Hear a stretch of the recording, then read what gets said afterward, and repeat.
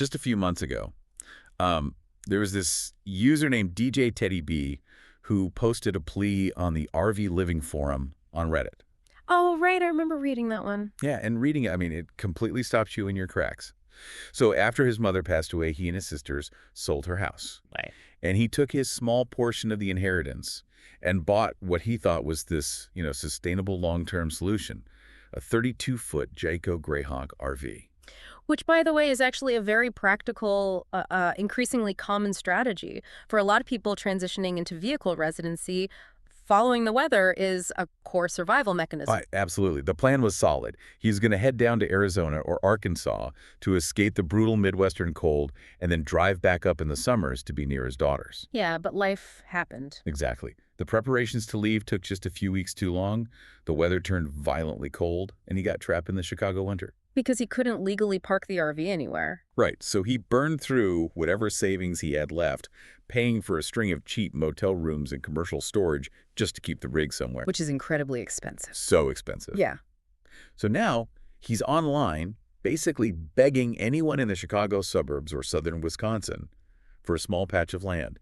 He's offering to do landscaping, minor construction, power washing, just to earn a place to park his RV so he and his dog don't freeze to death. It's just a devastating scenario because, honestly, he actually has shelter. I mean, a 32-foot RV is a home. Yeah. But because of where he is geographically and the local laws governing that geography, he is functionally unhoused. Yeah. He has an asset, but no legal ground to place it on. When you hear a story like that, it completely reframes what it means to lose your housing. I mean, it's not always a dramatic eviction notice. Right. Sometimes it's just the weather turning before you can escape. Yeah, and municipal laws draining your last dollar until you have literally nothing left.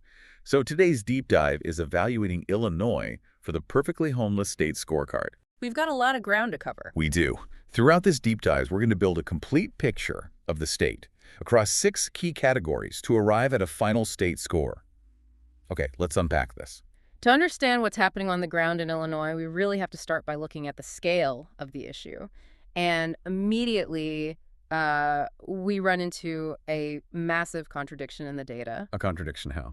Well, if you look at the 2025 point-in-time count, which is the official federal mechanism for counting the unhoused population, every single January, Illinois officially saw an astonishing 44% drop in literal homelessness from 2024 to 2025. Wow. Yeah, the number plummeted to just over 14,500 people. Okay, hold on. You see a headline like, homelessness drops 44%, and your immediate thought is like, wow, Illinois solved it. Whatever they're doing, every other state needs to copy it. Right, that's the natural reaction. But you pointed out in the research that this number is highly misleading.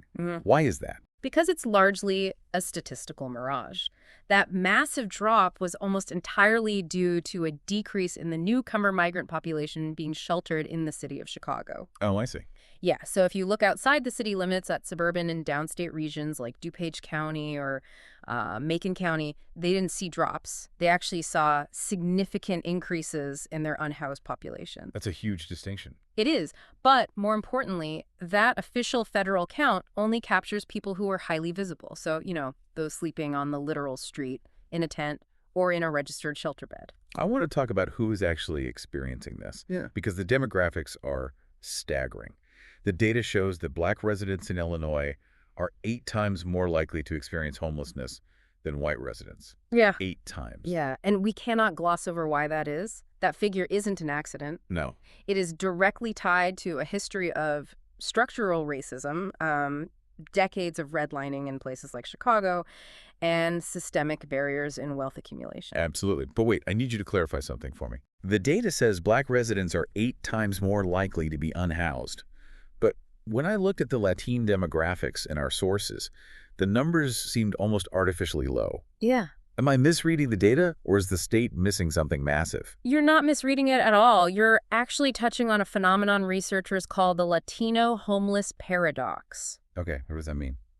The numbers appear artificially low because Latine homelessness is virtually invisible to those official federal counts. The sources show that 91% of unhoused Latine Chicagoans survive by what's called doubling up. Meaning they aren't going to the shelter system. Right.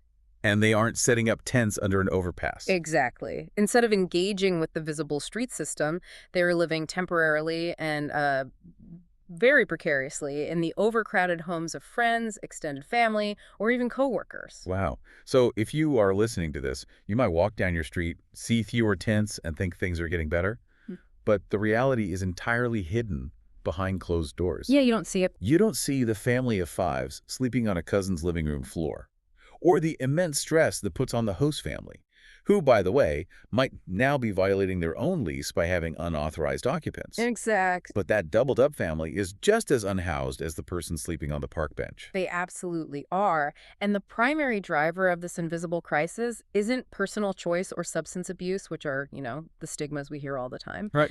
The primary driver is severe rent burden. About 46% of Latin renters in Illinois are currently spending more than 30% of their gross income on housing. Which brings us perfectly to the mechanism of how people lose their housing in the first place. Yeah. Let's look at the math of our first two scorecard categories: housing affordability and shelter access. Let's do it. I keep thinking about this like trying to play a rigged claw machine at an arcade. You do everything right, you put your money in, you line up the joystick, but the machine is literally programmed not to grip the prize unless you meet an impossible set of criteria. That's an apt analogy, honestly, especially when you look at what landlords are currently requiring. The state data shows average market rate rents sit at around $2,200. Oh. Now, corporate algorithms and property management companies universally demand proof of income equal to 3 times the rent. Yeah, standard practice now. So, to get the keys to an average apartment, you have to prove you make $6,600 in gross monthly income. I do the math on this. To make $6,600 a month, you have to earn about $38 an hour working full-time. Which is wild. How is a barista, an entry-level construction worker, or a retail cashier supposed to do that? It is mathematically impossible. They can't, which is why the National Low-Income Housing Coalition's GAP report found that 76% of extremely low-income renters in Illinois are severely cost-burdened. 76%. Yeah. They're spending over half their income on rent alone. That leaves almost nothing for groceries, utilities, or healthcare. It makes their housing situation incredibly fragile. Oh. Like if your car needs a new alternator so you can get to work, or your kid breaks an arm and you have a medical bill, you miss rent. And once you miss rent, the eviction process starts. Yeah. And when people inevitably fall off that financial tightrope, they look for the social safety net to catch them. But we evaluated shelter access, and the infrastructure is completely buckling. Illinois currently has a documented shortage of 5,400 emergency shelter beds. Let that sink in. 5,400 people who, if they swallow their pride and seek emergency shelter tonight, will be told there is simply no room. And the bottleneck doesn't end at emergency shelters either. For long-term solutions, the state has an 11,000-unit shortage of permanent supportive housing. 11,000. Yeah. And permanent supportive housing is crucial because it pairs a subsidized apartment with on-site social services, like healthcare or job training.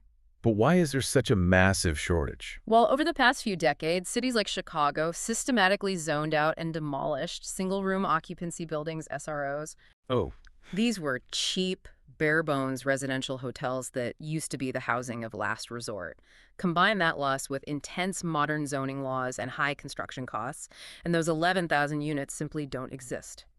This creates a major obstacle for people trying to regain stability. Yeah, I can imagine. Now, that foundational step of a secure place to sleep, trying to hold down a job or manage a health condition becomes virtually impossible. Okay, let's pause right here. We are about a third of the way through our analysis. We've looked at the illusion of the dropping data, the mathematically rigged housing market, and the massive shelter bed shortage. Yeah, need a vibe check. What is our draft score for Illinois?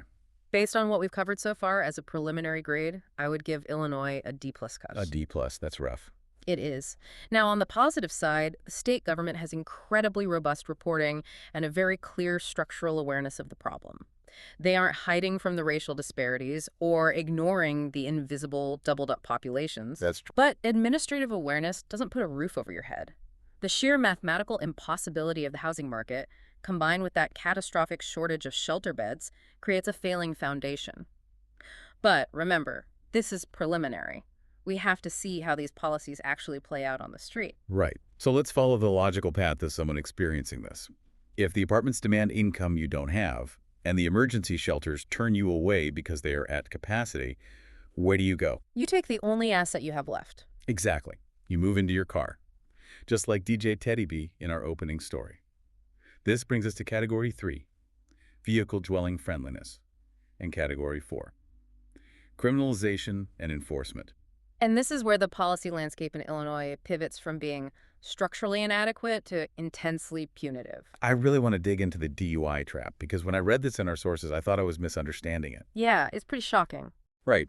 If someone is living in their car and they realize they've had too much to drink, and they make the responsible choice to go to sleep in the back seat of their parked car instead of driving on the highway, they are penalized for that. Under Illinois law, yes, they can be arrested and convicted of a DUI. That's insane.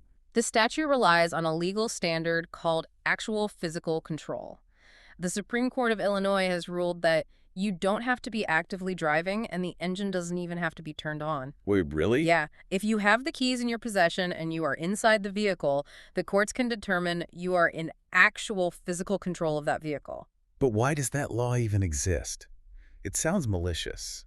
The original intent of the law wasn't malicious. It was designed to close a loophole for drunk drivers who might, pull over just as a cop flashes their lights, hop in the back seat, and claim they weren't driving. Okay, I guess I see that. But the unintended consequence is that it effectively criminalizes a responsible survival strategy for the unhoused. So an unhoused person whose car is their literal only bedroom, has a couple of beers after a terrible day, goes to sleep in their bed, which happens to be a Honda Civic, and they get a DUI. Yes. That creates this horrifying, perverse incentive. If you know you'll get arrested for sleeping it off, you might actually try to drive away to avoid being targeted by a police patrol while parked. Precisely. It makes the roads less safe. Right. But let's say you aren't drinking. Let's say you just pull over to sleep at a state rest stop. Okay. The Illinois Department of Transportation enforces an administrative rule that limits stops at highway rest areas and welcome centers to a strict 3-hour maximum. 3 hours isn't a night of sleep. That's barely a nap. Yeah. And state troopers actually enforce this. Yes. Because it is embedded in statewide transportation regulations, state troopers have explicit authority to knock on your window and force you back onto the highway once that 3 hours is up, even if you are exhausted. Okay, but what if it's the dead of winter? What if you were surviving in a larger vehicle, like a diesel van or a converted shuttle bus, just to have enough insulation to stay warm? That introduces another layer of enforcement. Illinois has a strict excessive idling law in Cook County and the surrounding collar counties. Right. The intent of the law is environmental. It's meant to reduce diesel emissions and improve air quality. Under this law, diesel vehicles cannot idle for more than 10 minutes within any 60-minute period. I understand wanting clean air, but if you are living in a van in Chicago in January and you turn your engine off, you will freeze to death. So if you run your engine to keep your heater on, you get punished. You face a $50 to $150 fine. It pits environmental regulation directly against human survival. It's just fine after fine. But honestly, nothing we read compares to the asset confiscation in Chicago. Oh, the winter parking ban. Yes, let's talk about the winter overnight parking ban. From December 1st to April 1st, between 3 a.m. and 7 a.m., you cannot park on 107 miles of arterial streets in Chicago. And this is enforced regardless of whether there is actually snow on the ground. The financial math of this ban is a death blow for an unhoused person. If you are parked on one of those streets at 3 a.m., your vehicle isn't just ticketed, it is towed. That is an immediate minimum towing fee of $150. You are also issued a $6 traffic ticket. And then the city impound lots charge $20 to $25 a day in storage fees. So imagine you're sleeping in your car. It's 4 a.m. A tow truck hooks up your vehicle. You wake up on the freezing pavement. Your wallet, your clothes, your survival gear might all be inside that car. Yeah. Within 24 hours, you owe over $230 just to get your bedroom back. For someone living in their car, $230 might as well be $1 million. What happens if they can't pay it? They lose the vehicle completely. And for a vehicle resident, losing your car isn't an inconvenience where you just have to take the bus to work. It means losing your shelter, your primary financial asset, and every personal possession you own. It's everything. Right. It forces people directly onto the literal sidewalk or into the congregate shelter system, which, as we already established, is short by thousands of beds. This is maddening. Surely there must be legal places to park. If the state knows people are living in cars, do they have safe parking programs?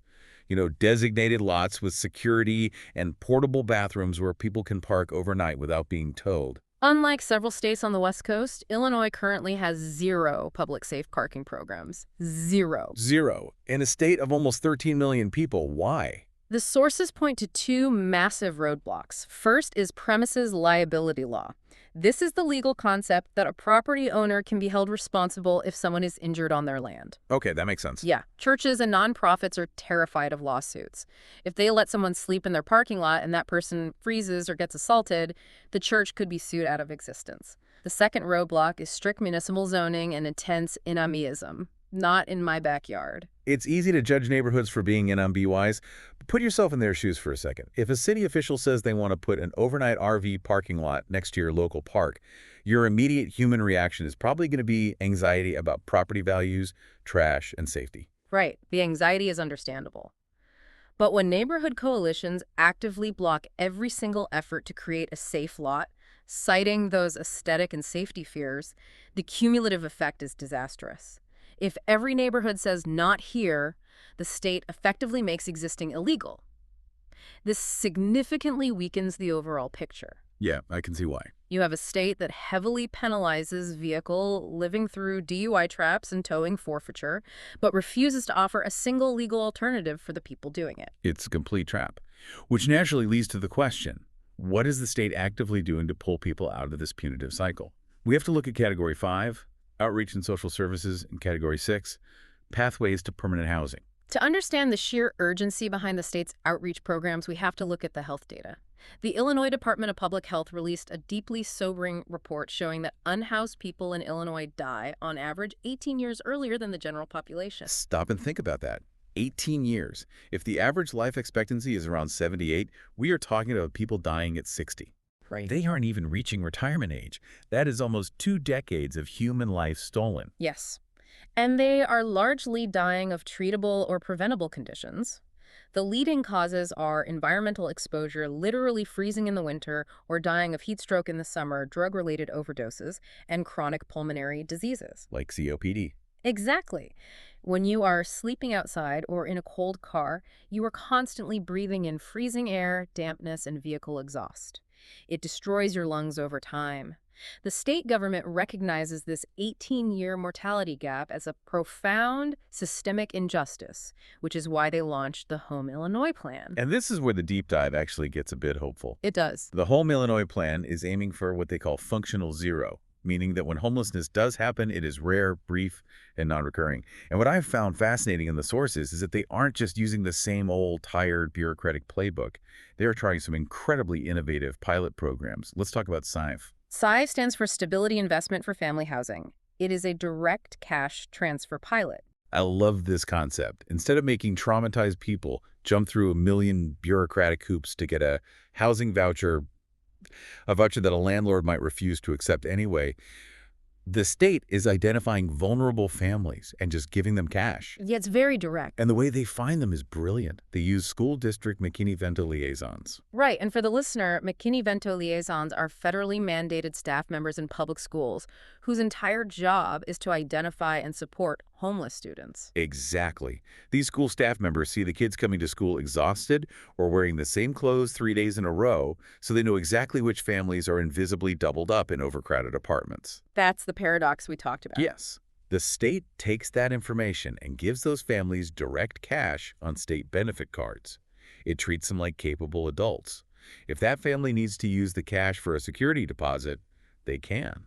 If they need to use it to fix their car's transmission so the parents can get to work and prevent an eviction, they do that. It is a highly progressive, autonomy-restoring approach. We also see innovation in the BRIDGE to Home program. This is a permanent supportive housing pilot specifically designed for people leaving the prison system in central and southern Illinois. Which is such a vulnerable time. Extremely. Historically, discharging people from state correctional facilities directly onto the street or into a homeless shelter drastically increases the likelihood of recidivism.